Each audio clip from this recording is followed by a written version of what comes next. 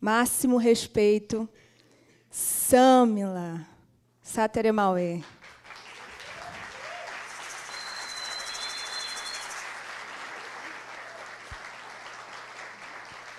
Maravilhosa. Oi, gente, boa noite, tudo bem?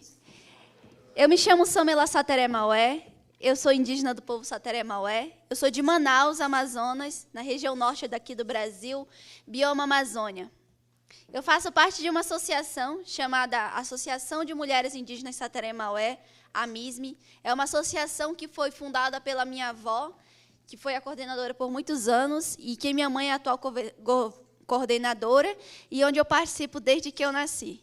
Então, desde que eu me lembro, desde que eu me entendo, desde que eu busco as memórias na minha mente, eu estou dentro de atos, de manifestações, de reuniões, de manifestos, em prol dos direitos dos povos indígenas e em prol da nossa cultura, da nossa língua, da nossa identidade e também questões de gêneros em relação às mulheres indígenas. Eu sou ativista ambiental, estudante de biologia, cotista. Eu faço biologia na Universidade do Estado do Amazonas e também faço parte de um movimento de ativistas jovens aqui no Brasil chamado Fridays for Future Brasil. E sou também comunicadora indígena. A gente utiliza as redes sociais e as mídias sociais como ferramenta de luta e resistência na desconstrução, na desmistificação, na decolonização e na descomplicação de vários temas relacionados aos povos indígenas. Porque sempre, desde que eu me lembro, quando a gente se identificava enquanto indígena, enquanto pertencente a um dos 305 povos do Brasil, a primeira coisa que as pessoas falavam era: você é indígena? Ou as pessoas falaram: mas indígena não vive no mato? Mas indígena sabe falar? Mas indígena faz universidade? E indígena falando sobre meio ambiente? Indígena utilizando um iPhone? E indígena utilizando a internet? E a gente cansa de ouvir isso todos os dias. E a gente passou a se apropriar das mídias sociais como essa ferramenta de luta e resistência.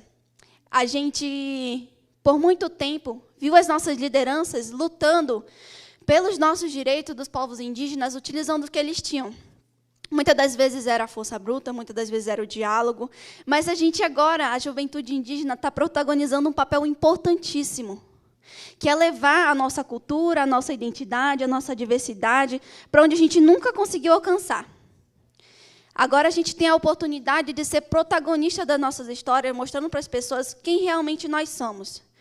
Porque até que haja uma reforma no plano de educação do Brasil, as pessoas ainda vão continuar ensinando errado sobre povos indígenas, ou nem ensinando, porque o que eles aprendem na escola sobre os nossos povos, sobre ser indígena, não faz nem 1% do que nós somos, de toda a nossa cultura, língua, identidade, diversidade, povos e tudo mais.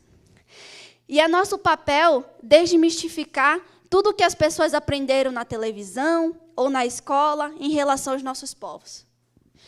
E isso tem sido uma ferramenta muito árdua, porque mesmo as pessoas te vendo todos os dias e você falando: eu sou indígena de tal povo, do território tal, as pessoas ainda falam na sua frente: não, você não é indígena, porque o que eu aprendi sobre ser indígena é isso. Elas carregam estereótipos relacionados aos nossos corpos, nossos territórios, fetichizam o corpo das mulheres indígenas e, por conta da igreja, ainda trazem preconceitos em relação aos nossos territórios. As pessoas ainda falam que é ruim ser indígena, que o indígena é preconceituoso, que o indígena é preguiçoso, porque eles não entendem o pensamento indígena de pertencimento e conexão que nós temos com o território. Nós nos entendemos como uma extensão do território e que a natureza faz parte do nosso corpo e o nosso corpo faz parte da natureza. Então, não tem como diferenciar tudo que vive ali nos nossos territórios, no bioma. As lideranças do meu povo falam que nós, Sateremauê, o início do nosso povo vem do Nussoquém, que significa lugar de origem do povo Sateremauê. E que no Nussoquém todos conviviam entre si. Os animais, os seres vivos, as plantas. E os indígenas, eles eram seres que viviam em comunhão. E que um poderia falar com outros e todo mundo poderia se relacionar um com os outros. E, com o tempo, a gente foi perdendo essa conexão com os animais e com os seres vivos. Mas a gente ainda se entende pertencentes ao conjunto de um todo, porque todos os seres vivos são iguais. E nós, povos indígenas, ainda temos esse pertencimento. Por isso, a gente não tira da natureza o que a gente não consegue devolver. E a gente se entende como parte de um ciclo e uma cadeia biológica em que um depende do outro para sobreviver. E os europeus não entendiam isso e não entendem ainda isso, porque o pensamento europeizado ainda está enraizado na sociedade brasileira, de que a gente não precisa construir grandes riquezas para um futuro, porque a gente entende que o nosso futuro está no presente, está na natureza, está na Mãe Terra, na mãe Natureza, e que a gente sempre vai ter ela ali, para cuidar da gente, a gente para cuidar dela. Só que a gente se viu ameaçado, né? A gente está se vendo ameaçado. A gente vê um território nacional cujo 100% era território indígena, ter somente 13% das terras indígenas demarcadas. Desses 13%, 80% dos 13% geral estão na Amazônia. E a gente vê ainda os territórios indígenas sendo ameaçados por pressões de garimpeiros, de madeireiros, de fazendeiros, de grileiros, que desmatam, que queimam, que caçam, que pescam, que roubam ilegalmente e ainda ameaçam as nossas vidas. E ainda estupram as nossas mulheres. Que ainda matam as nossas crianças. E ainda negam a nossa identidade, nos negam espaços dentro das universidades, dentro da política, dentro da educação. E a gente vê ainda isso acontecendo todos os dias. Cadê a representatividade indígena nos grandes espaços, nos poderes e nos espaços de tomada de decisão? A gente esteve na COP26 no ano passado, e foi um espaço muito importante para nós, povos indígenas. Porque as pessoas acham que falar sobre povos indígenas não tem nada a ver com o que falar com a pauta ambiental. Mas a gente sabe que as terras indígenas demarcadas são os territórios em que mais se tem preservação da biodiversidade, da fauna e da flora e tudo mais. E o que mais sofreu pressão durante todos esses 522 anos de invasão foi o bioma e foi o nosso corpo, porque não tem como desassociar o nosso corpo do nosso território. As mulheres indígenas sempre trazem no seu discurso, e a gente traz mesmo, que o nosso corpo é um corpo-território. E que toda vez que o nosso território é ameaçado, toda vez que o nosso território é queimado, que colocam dragas de garimpo nos nossos rios, é como se o nosso corpo estivesse sendo queimado, é como se as nossas veias estivessem sendo entupidas, porque os nossos rios, para a gente, são como veias. E que quando essas veias elas são entupidas, o mundo, a floresta, as pessoas, podem acontecer um infarto. E o mundo está prestes a sofrer um infarto, porque ele não aguenta mais. E que nós somos essa conexão com a natureza, em que os nossos anciãos, os nossos mais velhos, que detêm todo o conhecimento tradicional, sagrado e ancestral dos nossos povos, que estão nos nossos territórios, são as nossas raízes. E que mesmo que queimem a floresta, que mesmo que desmatem e que cortem, as nossas raízes estão lá, porque eles passam o nosso conhecimento sagrado ancestral para a juventude. E que as nossas lideranças indígenas são as bases, são as árvores, são as florestas, que lutam pela defesa dos nossos territórios com unhas e dentes e que, às vezes, acabam perdendo até a vida. Grandes lideranças indígenas como Sônia Guajajara, como Célia Chacriabá, como Joênia Wapichana, como Atatakalu Elapiti, como Alessandra Munduruku, que foram mulheres ameaçadas, investigadas, criminalizadas pelo governo federal por defenderem a vida e o território indígena.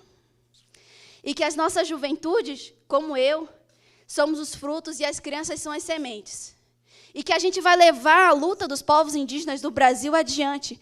E que essas sementes podem ser aladas ou não. E que a gente vai atravessar os oceanos, os territórios, para falar da luta dos nossos povos. Somente nos 3 meses anteriores à eleição, 11 indígenas no Brasil foram assassinados por conta de conflito dentro dos territórios, por conta de invasão de fazendeiros, de garimpeiros e de pistoleiros, que acabaram assassinando os nossos povos. Um exemplo disso na Amazônia, a principal questão de exploração é o do minério.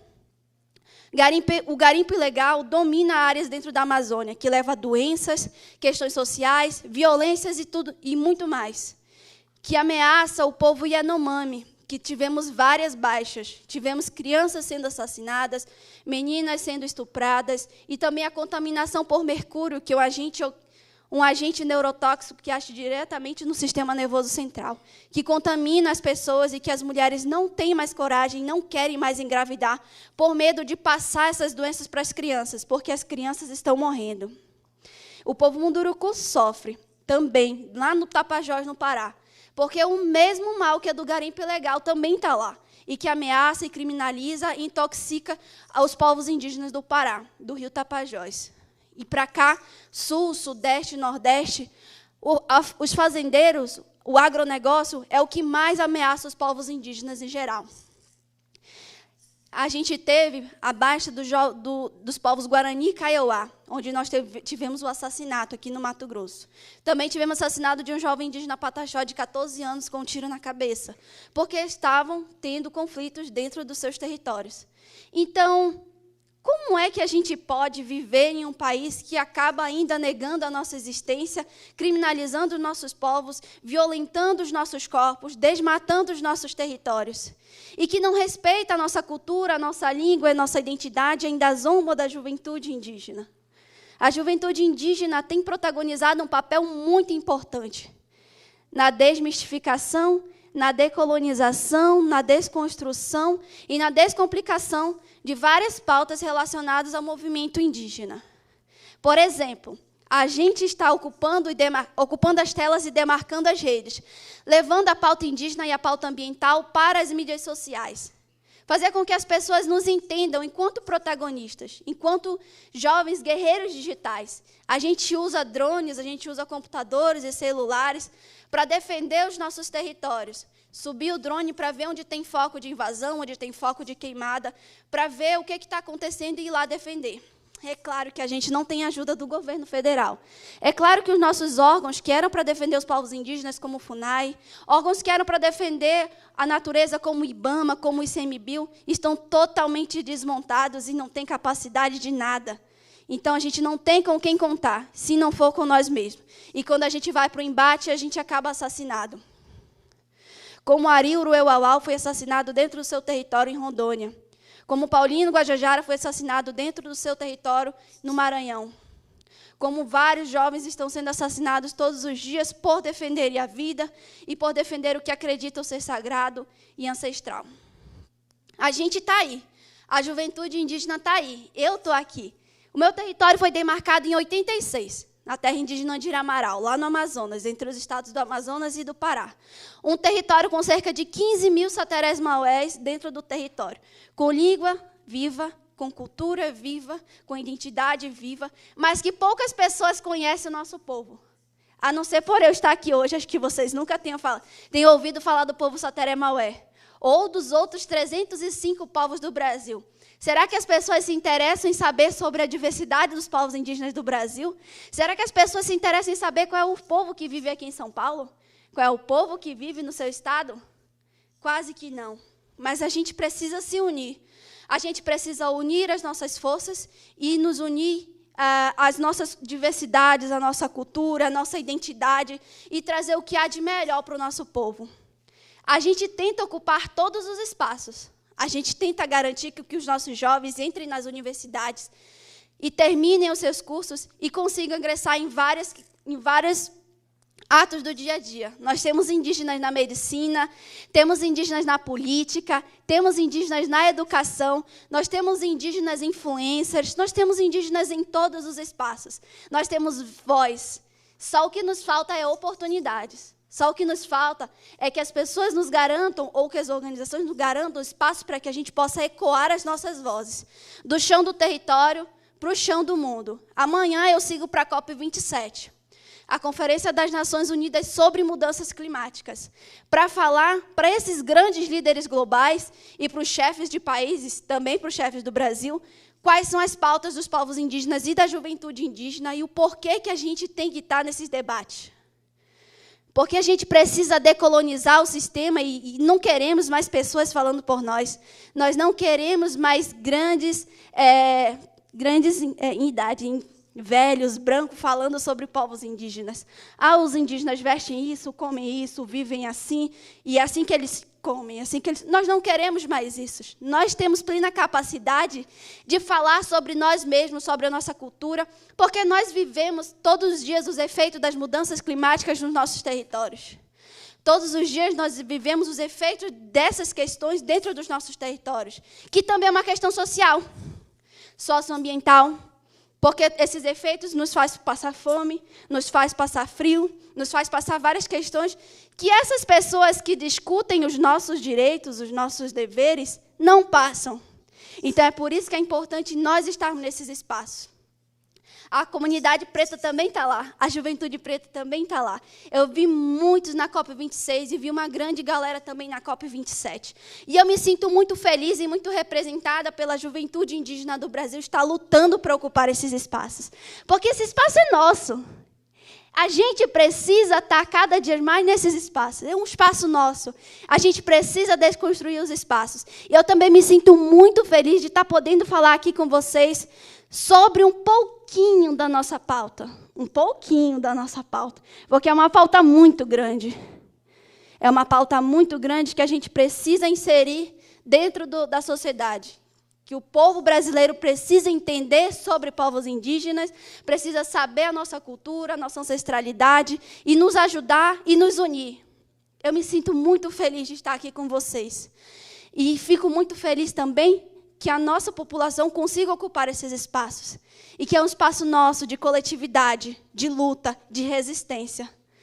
Que a gente consiga estar em todos os espaços e consiga alcançar as nossas pautas, as nossas demandas, que a nossa população seja ouvida e que a gente não seja mais assassinado, que a gente não tenha mais que tomar água suja de mercúrio, que a gente não tenha mais os nossos anciãos morrendo de Covid ou de doenças básicas, ou que as nossas crianças morram de desnutrição, que são doenças básicas, que acabam afetando os nossos territórios, e que a nossa juventude consiga alcançar todos os espaços, que a gente consiga desconstruir a política, a educação, quem sabe, que a gente consiga decolonizar o sistema e ocupar mesmo esses espaços, e que a juventude indígena esteja mais aqui.